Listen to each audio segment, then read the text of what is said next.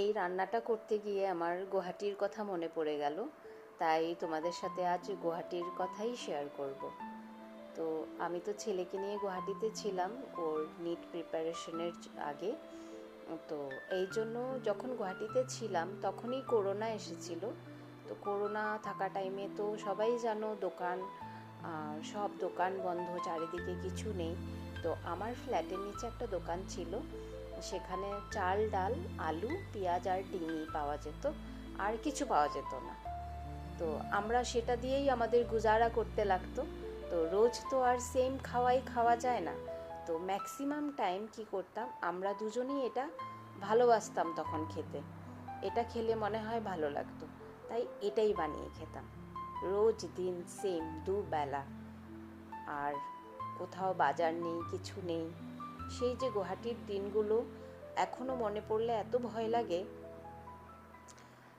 যেমন আমরা গরমে কষ্ট পেয়েছি, তেমনি আমরা ঠান্ডাতে কষ্ট পেয়েছি। যখন গরমে একটাই রুম, আমরা তো উপরের থার্ড ফ্লোরে থাকতাম, এত গরম ছিল।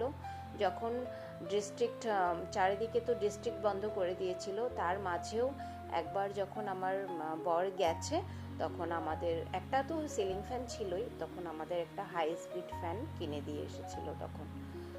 মানে আমরা যে গিয়ে বাজারে গিয়ে কিছু কিনবো সেটার উপায় ছিল না। ঠান্ডাতে কষ্ট পেয়েছি, আর শুয়ে ভাবতাম যে ইস, বাড়িতে তো কত ব্ল্যাঙ্কেট, আর এখানে একটা ব্ল্যাঙ্কেট নেই।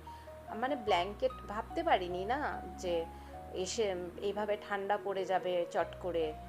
ঠান্ডা যেহেতু গুয়াহাটিতে সেরকম ঠান্ডা পড়ে না, কিন্তু সেবার এক সপ্তাহের জন্য যা একটা ঠান্ডা পড়েছিল, মানে একদম অবস্থা খারাপ করে দিয়েছিল। তো সেই মানে এমনও দিন গেছে যে জ্যাকেট গায়ে দিয়ে শুয়েছি। ছেলে ঘুমিয়ে উঠেছে 2-2:30 সময়। ওঠার পরে আমাকে দেখছে যে আমার ঠান্ডায় ঘুম ধরছে না, বলছে যে মা তুমি জ্যাকেটটা গায়ে দিয়ে শুয়ে আছো।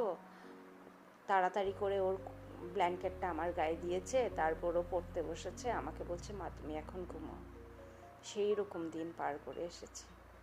তো হয়তো সেই রকম কষ্ট করেছি যে, সেই জন্যই হয়তো ভগবান মুখ তুলে চেয়েছেন, ছেলেরও রেজাল্টটা ভালোই হয়েছে।